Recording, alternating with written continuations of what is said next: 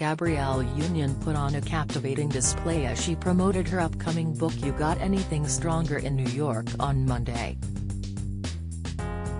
The Bring It On actress, 48, looked stunning in two very different yet equally stylish ensembles. Gabrielle first turned heads at Good Morning America, where she took the plunge in a taupe suit with leather loafers. Gabrielle was a vision of style with her raven tresses slicked up into a super chic top knot, putting her stunning complexion on full show.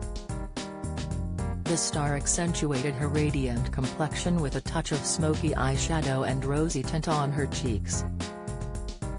During an appearance on Live with Kelly and Ryan, Gabrielle exudes 60s glam in a billowing floral print mini dress which showcased plenty of leg. Gabrielle is currently promoting her new book, You Got Anything Stronger, which sees her talk about welcoming her daughter Kavya James via surrogate and her role in the hit 2000 cheerleading film, Bring It On. During her appearance on GMA, the actress said she regretted the way she decided to portray her character Isis, a cheerleader whose routines were stolen by a more affluent school's squad. "I was given full range to do whatever I wanted with Isis in Bring It On," Gabrielle said. "And I chose respectability and to be classy and to take the high road because I felt that would make her appropriate, the right kind of black girl. Black girls aren't allowed to be angry, certainly not demonstratively angry, and I muzzled her." So last summer, it was the 20th anniversary of Bring It On, and we're doing all these panels with Kristen Dunst and Peyton Reed, our director, and our writer, and we were talking about a sequel, and we're all like, we should do a sequel. But this time it should focus on the Clovers and Isis and should be written by a black person, and I realized that I need to come to grips and acknowledge where I failed Isis. When given full control, I made her appropriate.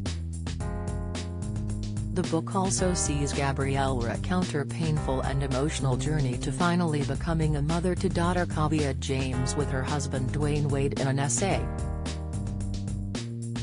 In an excerpt obtained by Time, the actress recalled deciding to have her child via a surrogate after undergoing multiple miscarriages and an adenomyosis diagnosis. The decision was difficult for Gabrielle, who had longed to have the experience of being publicly pregnant. A doctor suggested she pursue surrogacy, but Gabrielle instead decided to endure more IVF cycles and losses, and even planned on taking Lupron, which basically quiets the adenomyosis. However, the treatment was not without drawbacks. "Dr. Beck told me I would have a 30% chance of bringing a baby to term. But the side effects of Lupron can be intense. You're basically throwing your body into early menopause and you can break bones very easily."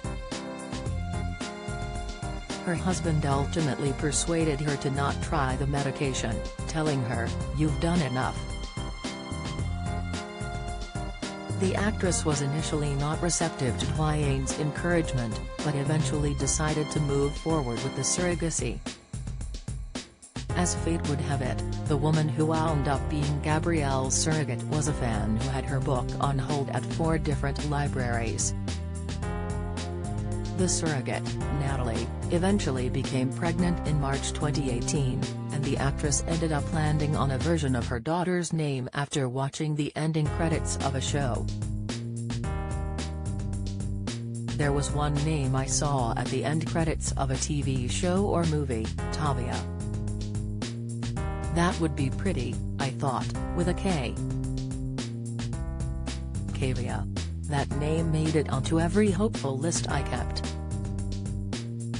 Dwayne knew the list by heart, too, and we both felt it. This hope, this starburst, was her," she wrote. But when Gabrielle attended her first 4D ultrasound appointment with her husband, the pain of her past resurfaced. Seeing their child appear on screen gave her new perspective on all her previous miscarriages. Gabrielle started to cry, but her tears were misinterpreted for happiness. It was grief. I'd had so many miscarriages. I say the following with the caveat that I am steadfast in being pro-choice. I was on a fertility journey at 44. The smallest cell was weighted with the expectation of life. A zygote was a baby, just on potential alone. When one of my eggs was examined, that was a baby. When Dwayne got a sperm analysis, that was a baby. Every swimmer was our baby. But when I miscarried in the first trimester, I never thought I had lost a baby. I had never let it count. Looking at the screen, I understood how many potential babies I had lost. That's why I was crying. A floodgate of grief and sorrow overcame me, threatened to drown me. Kavya was eventually born early following an arduous delivery. Natalie proceeded to go into labor for 38 hours, so long that Kavya James was in danger. The doctor had to do an emergency C-section because the umbilical cord had become tied around Kav's ankle. The C-section was fast, and before Gabrielle knew it, her daughter was born. "Oh my God," I said. The room was festive almost, people saying over and over, "Congratulations." Just as quick, the doctor placed her on a little exam table and asked her name. "Kavya," I said, my voice a choke.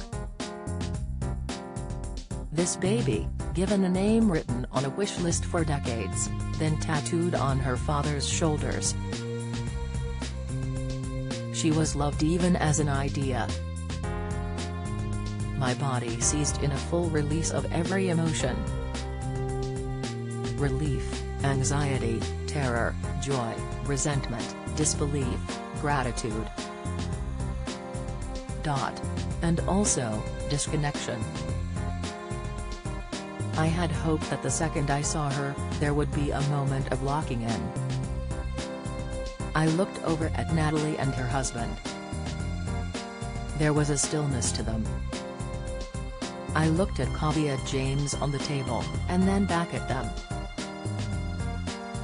It took all of us to create her, so I wanted to share this time with them. Despite Kavya now being in her life, questions still hang in the air. I will always wonder if Kav would love me more if I had carried her. Would our bond be even tighter? And she finds herself assessing her relationship with her husband, who has children with 2 other women. I can never know if my failure to carry a child put a ceiling on the love my husband has for me. Yes, I am baby mama number 3, a label that is supposed to be an insult. But is the injury not that label but instead the asterisk next to my name in the record? The asterisk denotes that the achievement is in question. She didn't really earn the title. Gabrielle's book, You Got Anything Stronger, will be released on September 14.